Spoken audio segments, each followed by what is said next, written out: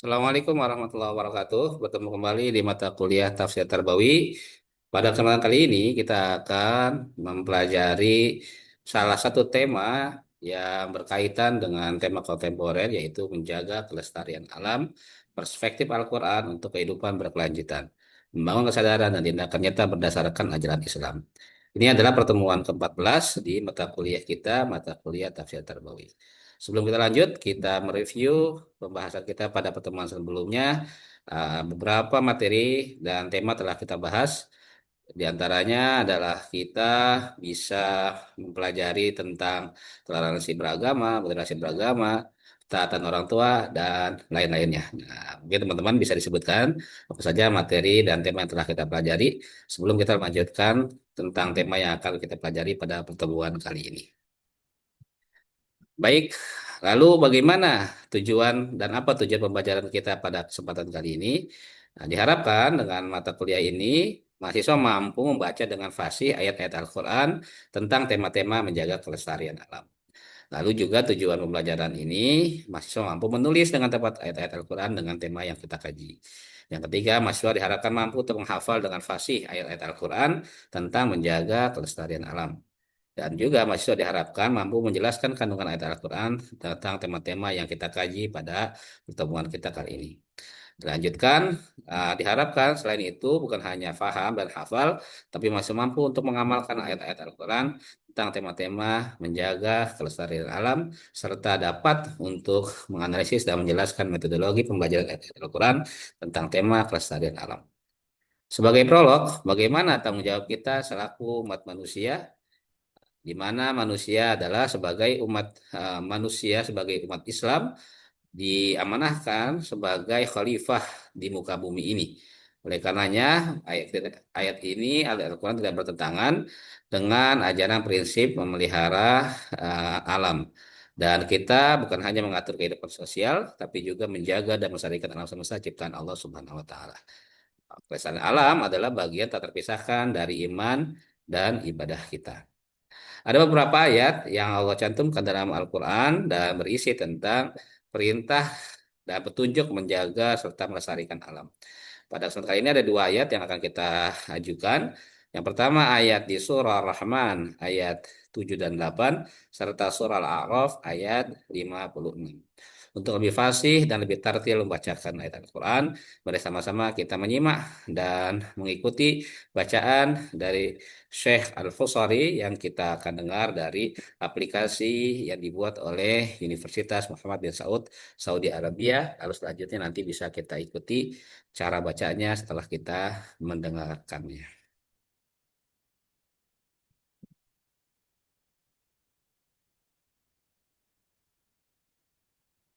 والسماء رفعها ووضع الميزان ألا تطغوا في الميزان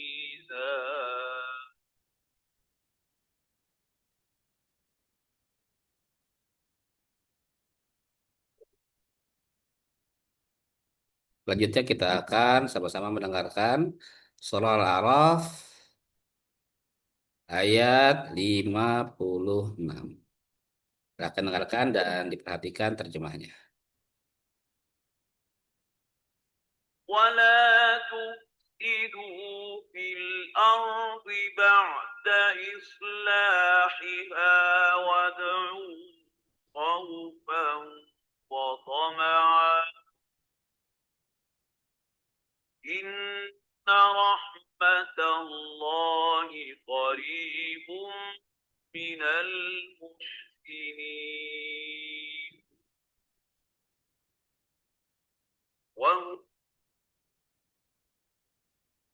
Baik, pada dua ayat tadi, Al-Quran adalah sumber petunjuk untuk pelestarian alam.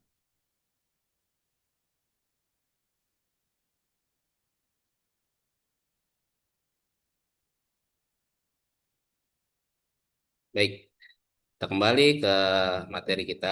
Di dua ayat tadi dijelaskan bagaimana Al-Quran sebagai sumber petunjuk pelestarian alam. ada penggunaan kata al-mizan di surah Ar-Rahman, was-samaa'a rafa'aha wa wada'al mizan. Alla tataghaw fil mizan. Al-Quran menekankan pentingnya menjaga keseimbangan alam. Allah bahkan menciptakan segala sesuatu dengan proporsi dan aturan yang sempurna. Oleh karenanya tidak boleh berlebihan dan tidak boleh kekurangan. Yang diungkapkan dalam Al-Quran dengan istilah al-mizan, yang berarti keseimbangan. Lalu di ayat lain Allah juga melarang untuk berbuat kerusakan. Diambil dari surah Al-A'raf ayat 56, "Wala tufsidu fil ardi ba'da islahiha." Tidak boleh melakukan perusakan di muka bumi setelah Allah memperbaiki kondisi yang Allah ciptakan di muka bumi ini. Allah melarang manusia berbuat kerusakan di muka bumi, termasuk merusak lingkungan. Perbuatan ini membawa dampak buruk bagi manusia dan makhluk lainnya.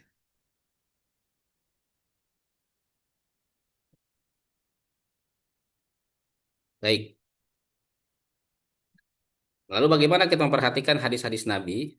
Nabi juga menjadi teladan dalam menjaga lingkungan. Nabi adalah teladan terbaik dalam menjaga kebersihan dan kelestarian lingkungan.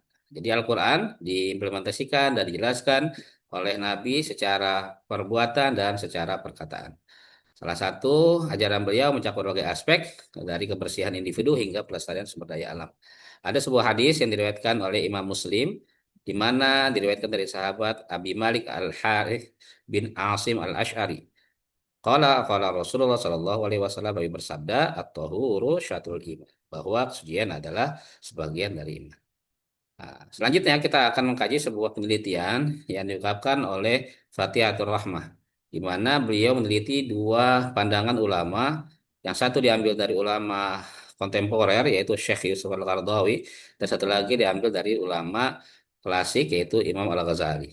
Nah, Imam Al-Ghazali mengungkapkan dan menekankan bahwa alam semesta adalah manifestasi keagungan Allah Subhanahu wa taala, sehingga merusaknya adalah bentuk pengingkaran terhadap pencipta. Beliau juga mengungkapkan pendapat dari Yusuf Al-Qaradawi. Menurut Syekh Yusuf Al-Qaradawi, beliau menyatakan bahwa menjaga lingkungan adalah fardu kifayah. Maka bagi muslim dan menjadi fardu ain jika tidak ada yang melakukannya.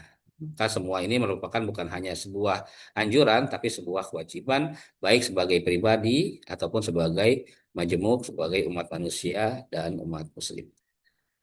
Nah, lalu bagaimana efek negatif yang akan muncul jika kita tidak menjaga alam dan lingkungan sekitar?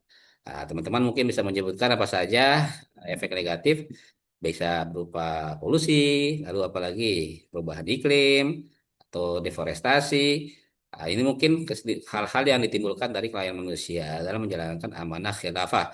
Dampaknya bisa dirasakan dan mungkin teman-teman bisa menyebutkan nanti ketika di Google Form apa saja yang akan timbul ketika hal-hal tidak menjaga dan merawat alam sekitar dan lingkungan. Lalu bagaimana solusi yang diberikan oleh Islam? Langkah nyata ada tiga hal. Yang pertama, Islam menganjurkan untuk menghemat energi dan air.